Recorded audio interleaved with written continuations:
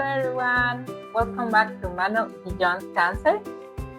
I am Carmen Monge, and MANO is a space dedicated to all people with a live cancer experience. In here, we share our journey and we learn about this life after cancer. Today, I'm very excited because it is our interview number 100. Yay! We reached our goal of interviewing 100 people with a live cancer experience around the world. And today we are with Stewart O'Callaghan. Stewart is an amazing patient advocate that he is going to tell us a little bit about. Okay. Hi, Stewart. Hey, it's great to see you and great to chat. The first question is quite easy. Who is Stewart? What are you passionate about? And what is your favorite food? I am like a queer health advocate. So I sort of work specifically in cancer because I have chronic myeloid leukemia, but I'm really driven by community and how that can be a place where you can find support and kind of belonging and all that sort of stuff. So I did sort of community involvement stuff back when I was tattooing, back when I was doing academics. So it kind of, I think, made sense that this is where I went with it.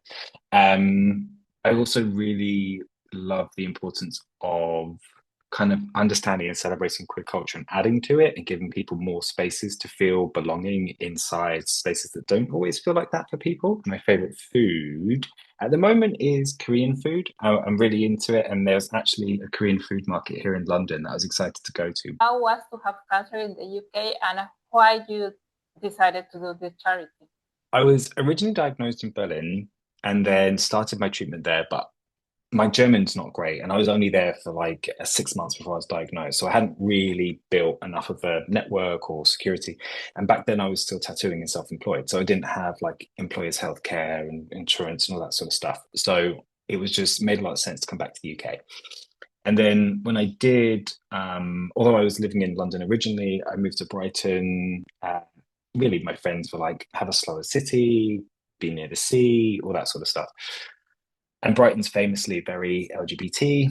And then there was just no LGBT information. There was nothing really around. I was asking for people to find me stuff, and was just really getting nothing back. And then on top of like the LGBT isolation side of it, being a young person with a blood cancer, there was also no real people I was connecting with there either. And I've always been an outpatient. So I've never had an opportunity to like build relationships or rapport with people in treatment.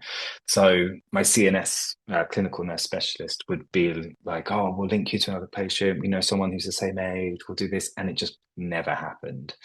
So the whole time I just felt really isolated, not really feeling seen or understood for the LGBT community part. And that's where I spent a good few years like that.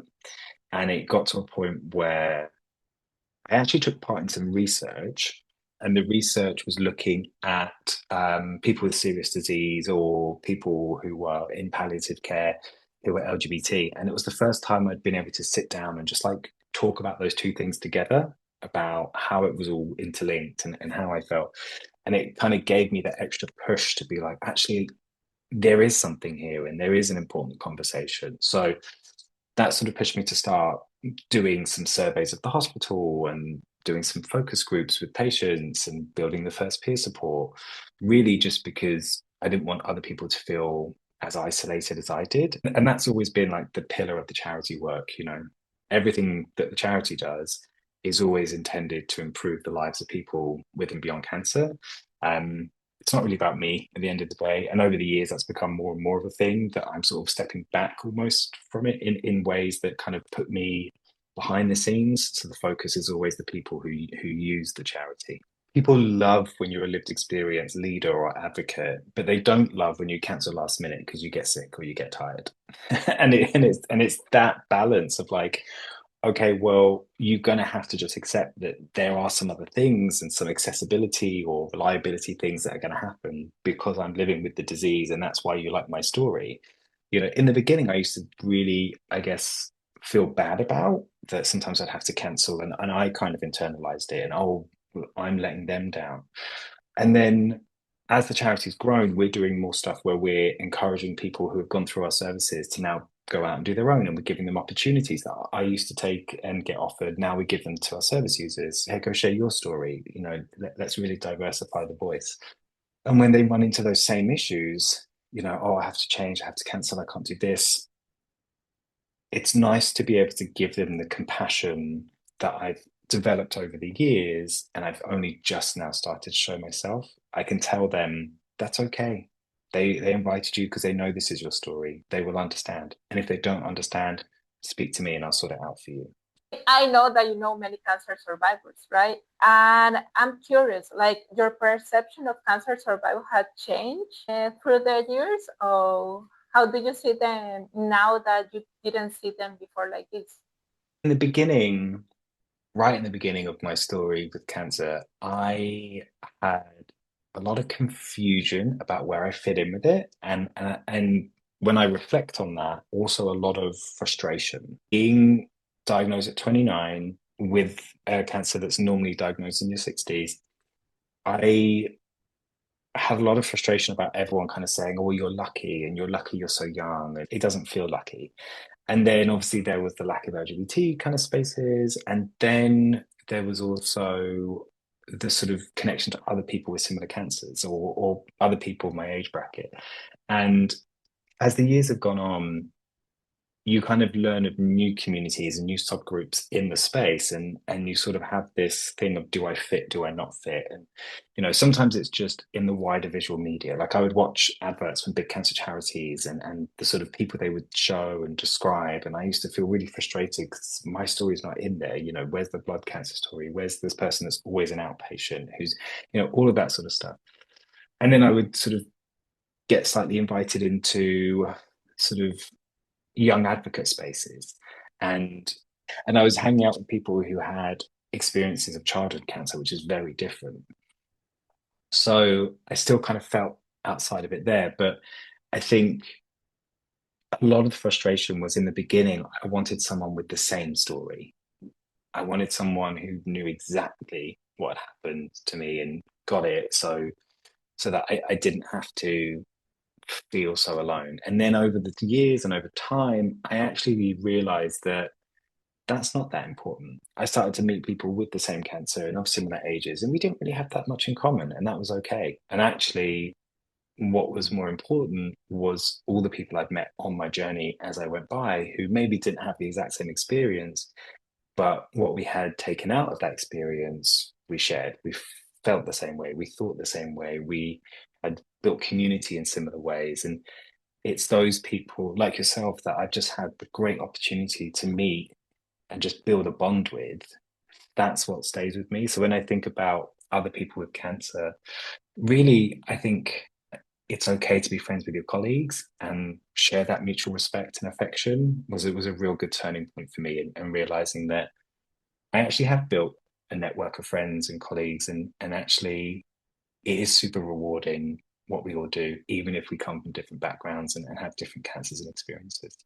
As a young adult slash advocate, how difficult was to start the charity, and which tips do you want to give to people that actually want to do one? If I was to sort of reflect on building something, or speaking to someone who's at the beginning of their journey, which I do often, I always tell them, get to know your planning tools, do a bit of market analysis. What's out there? Are you actually doing something for the first time? It's okay if you're not. Not everything has to be brand new and the only thing happening. Collaborate, build relationships. Maybe you can do something with someone. I think there's a real tendency for people to want to own things. And I always pull that into question, because also, if you make it all just yours, that's a lot of responsibility, and it takes a lot of capacity, and it can be very exhausting. Um, so really encouraging people to expand what they want, expand what it's going to take to get there, and also be real about, do you need to earn money to make this vision happen, whether that be through funding or an income stream or something like that. A lot of people are making huge amounts of change in their free time, in their free hours, and that is so powerful. But at the same time, you can really burn out. I think it took years for me to realize that earning money is not a bad thing in charity land. You sort of assume that you just have to earn nothing and beg and all that sort of stuff. But actually, if you want to have a long-term sustainable impact, you have to get comfortable with getting money into the charity somehow and learning some basic business skills as well to make sure that you can account for it all properly, because there's obviously a lot more reporting, which was another learning curve getting into it. After everything that you have lived, what cancer means to you? I think, like I said a few times over, in a way, I feel like there's two understandings of it for me. There's what I understand it to be, and it's how other people perceive it in me. I remember when I had to tell people I had cancer and the way I felt about it and telling people, and I very quickly realized that a lot of it was actually managing how other people felt about your experience. And that was a really difficult thing for me in the beginning. So I've always tried to keep some level of, I guess, ownership of my experience in some way, some recognition of what it means to me.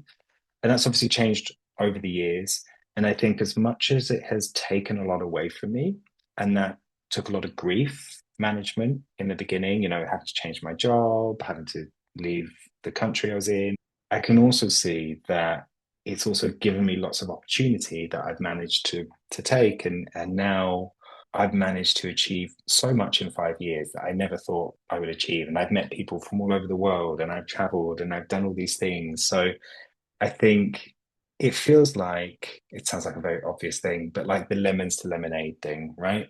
Also made me really get real about myself. Really think about, like, who am I? Who am I as a person? What matters to me? What's important to me? What do I want to build, in my life? And I think before the cancer, I was having a great time. I was having a good life, but it was very oriented towards non-permanence, all of these things. And now I've had to really make roots. But now that I have, what I've grown from those roots still surprises me every day. I'm very happy that we had this interview. Thank you so much. Yeah, thank you. I will always give you my time. This has been so much fun. If you want to know more about other people with a liver cancer experience around the world, you have 99 more interviews to see on the channel. Thank you. Bye-bye.